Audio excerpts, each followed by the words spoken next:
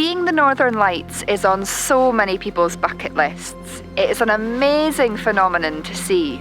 My name is Kim, I'm an outdoor photographer, and I've been hunting and photographing the Northern Lights in Scotland for many years now. In last week's video, I taught you how you can head out and see the Northern Lights for yourself. And in this video, I'm going to teach you how you can photograph them so you can remember the show forever and see it in all of its glory.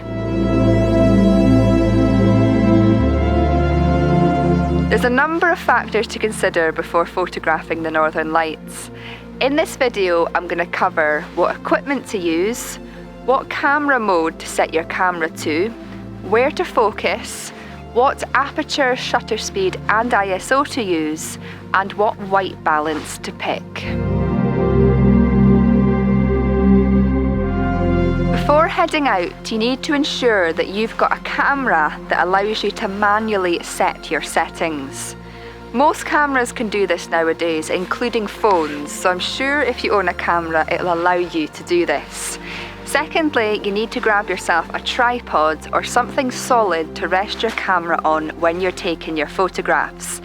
This is because you're going to be working with very low light conditions and long shutter speeds, so you need to ensure that your camera is still when you're taking your images. It is also advised that you have a wide-angle lens for your camera. This allows you to capture as much of the night sky as possible. This isn't essential though, but generally speaking you want to capture as much of the lights as you can. So the wider lens you have on your camera, the more of the night sky you'll be able to fit into your images. Before taking any images, make sure you set your camera to manual mode. This will allow you to key in all the settings that you need to capture the Northern Lights. Because you are working at very low light conditions, you want to ensure that your aperture is as wide open as your lens can go. This will allow you to let as much light into your camera as possible. Depending on what lens you own, this can vary from f2.8 up to f4 and even higher in some entry-level cameras. But as long as you can have your lens as wide open as it can go, you will let as much light in as you can, and that will allow you to capture the Northern Lights in all of their glory. You generally want to use a long shutter speed to again let as much light into your camera as possible. However, when photographing the Northern Lights, you also want to ensure that the stars remain still and sharp within your images.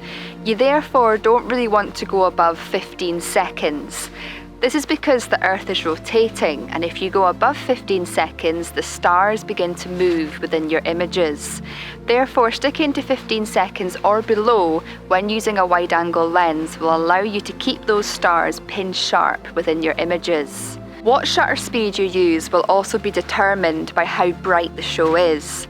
If it's a dull show, you want to increase your shutter speed to nearer 15 seconds to allow you to let more light into your camera. However, if it's a bright show, you'll want to reduce this to allow you to capture moments of movement within the show, such as pillars or arcs of light.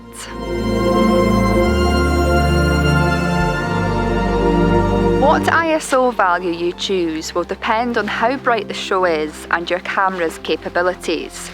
Generally speaking, it's advised that you choose an ISO value between 800 and 3200. If you have an entry-level camera, when you bump your ISO up, generally speaking, the image quality can become compromised and grain will begin to appear within your images. If you've got a higher-end camera, you'll be able to bump your ISO up higher without the image quality being compromised. It's therefore a good idea to play around with your camera beforehand to get an idea of what your camera's capabilities are and how high your camera's ISO value can go without compromising the image too much. However, if it is a dull Northern Lights display, you do need to bump it up quite high in order to let more light into the camera once again and capture the Northern Lights in all of their glory.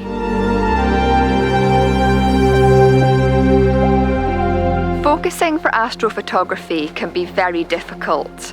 This is because when you're working in the dark, there is no objects for your camera to automatically focus on.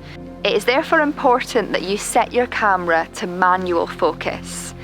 If your lens allows you to do so, you can set your focus to infinity. This ensures that the sky and the stars are in focus, ready for your astrophotography.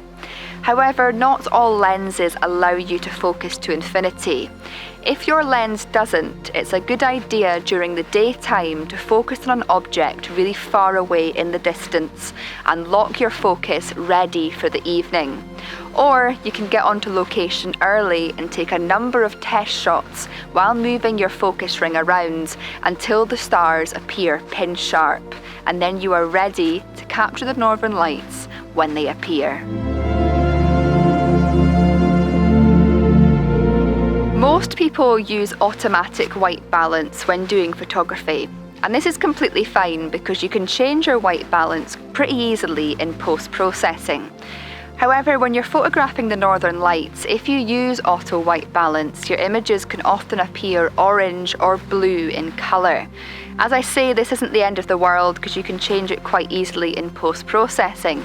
But if you would like your images to look more natural in camera, it's advised that you set your white balance to Kelvin values between 3000 to 5000 before taking your images. So there we have it. I'm sure every photographer will use different settings for photographing the northern lights, but what I've outlined in this video is your generic settings to use. Most importantly though, it's about getting out there and playing around with your camera and settings. And remember, every show is completely different and will require you to use different settings. Now, we just have to wait for the next Northern Lights display to appear so we can capture some images. As always, I want to say a huge thank you for watching, and I look forward to hopefully seeing you all again next time.